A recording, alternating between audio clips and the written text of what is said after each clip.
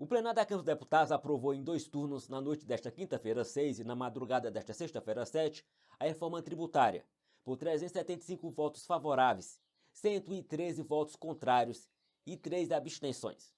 O texto aprovado na Câmara cria o Imposto sobre Bens e Serviços, IBS, que substituirá o ICMS estadual e o ISS municipal, e a Contribuição sobre Bens e Serviços, CBS, que ficará no lugar de tributos federais, como o PIS e o COFINS.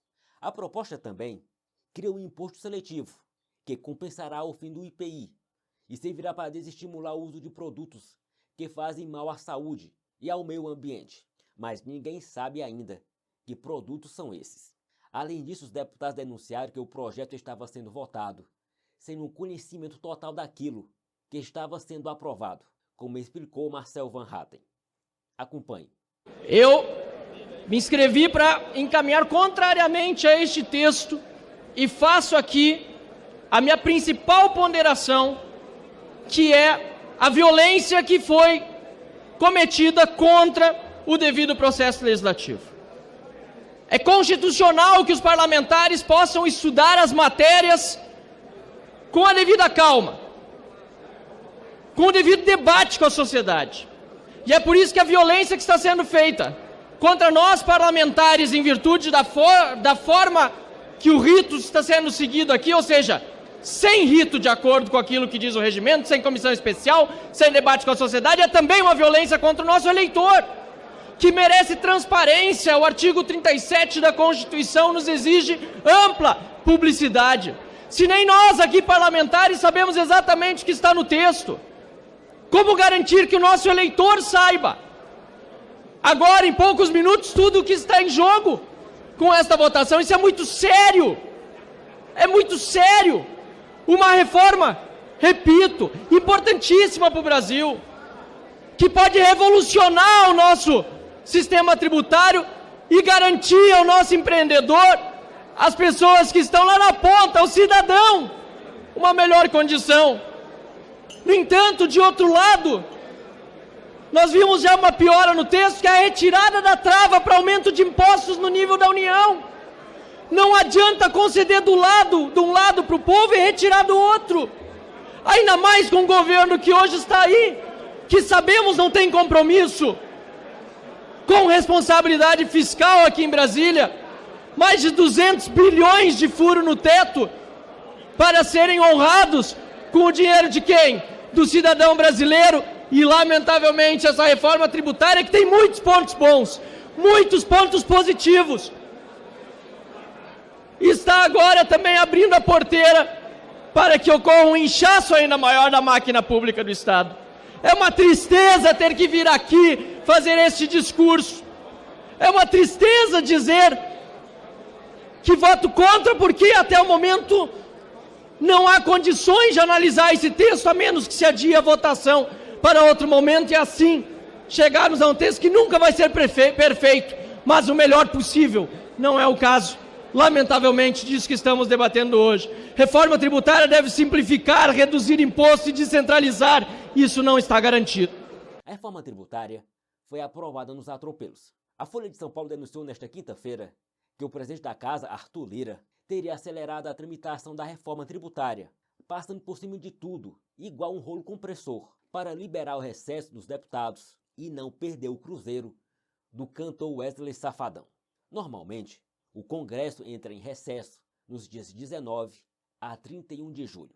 Todavia, Lira teria pedido a líderes partidários que destravassem a pauta econômica para antecipar as férias. Lira anunciou um esforço concentrado da Câmara dos Deputados para votar em poucos dias 4 pautas consideradas fundamentais para a área econômica do governo Lula, e assim não perder o cruzeiro do Wesley Safadão. Ora, o princípio da reforma é deslocar a cobrança do imposto da origem, onde a mercadoria é produzida, para o destino, onde ela é consumida. Ou seja, todos os impostos serão cobrados na hora da compra. E mais, para aprovar a reforma, o governo do presidente Luiz Inácio Lula da Silva liberou o pagamento de 5,3 bilhões de reais em emendas PIX na última quarta-feira 5, véspera da votação da reforma tributária.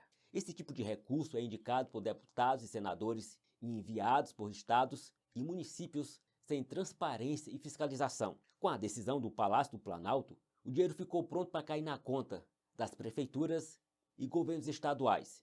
E não é à toa que muitos prefeitos e governadores passaram a apoiar a aprovação da reforma tributária nesses moldes.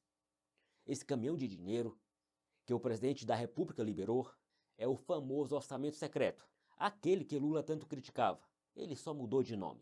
Em outras palavras, o apoio e votos foram comprados por 5,3 bilhões de reais, como deixou bem claro os deputados Felipe de Orleans e Carlos Jordi. Acompanhe. A minoria orienta não, mas fazemos aqui a consideração que muitos aqui estiveram presentes durante a reforma da Previdência, que demorou vários meses, vários deputados, mesmo sem ter tido contato com o texto, tinham noção do que estava sendo discutido dentro da comissão que tratava da reforma da Previdência, porque foi amplamente discutida. Nada disso foi realizado nesta proposta. Os deputados aqui nada sabem da proposta. Os governadores que apoiaram a proposta nada sabem da proposta. Foi uma compra de apoio que aconteceu aqui, presidente. Apequenou o parlamento, presidente. Votamos não porque queremos um parlamento forte. Presidente, essa é a sua responsabilidade. Obrigado, presidente. Oposição. Bom, hoje nós vemos a hipocrisia reinando por lado dos governistas. Vemos eles falando o tempo inteiro em reforma tributária, enchendo a boca para falar de reforma tributária, atacando os ditos bolsonaristas como se nós fôssemos contra a reforma tributária.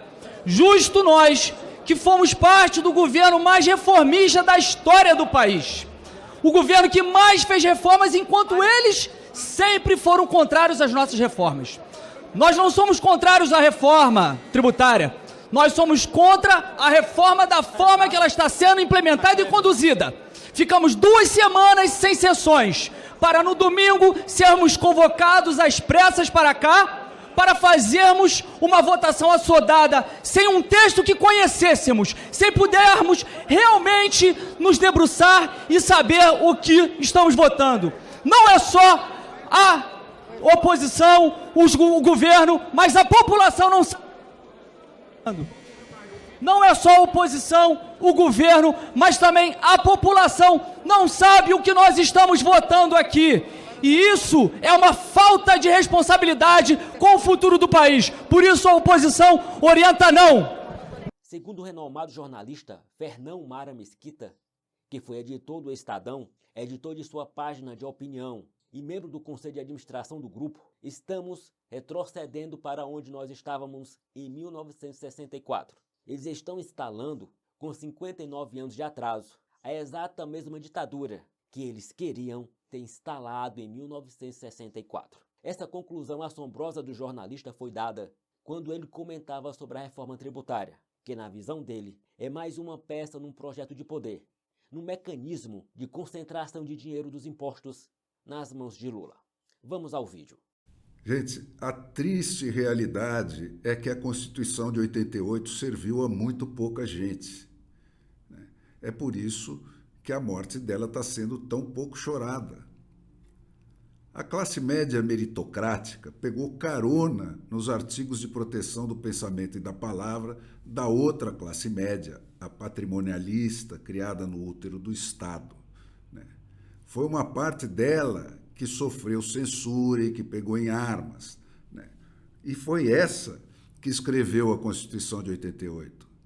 Por isso, ela protegia, se não o bolso, pelo menos a incolumidade do corpo e da opinião da classe média meritocrática que viajava de carona com a classe média não meritocrática.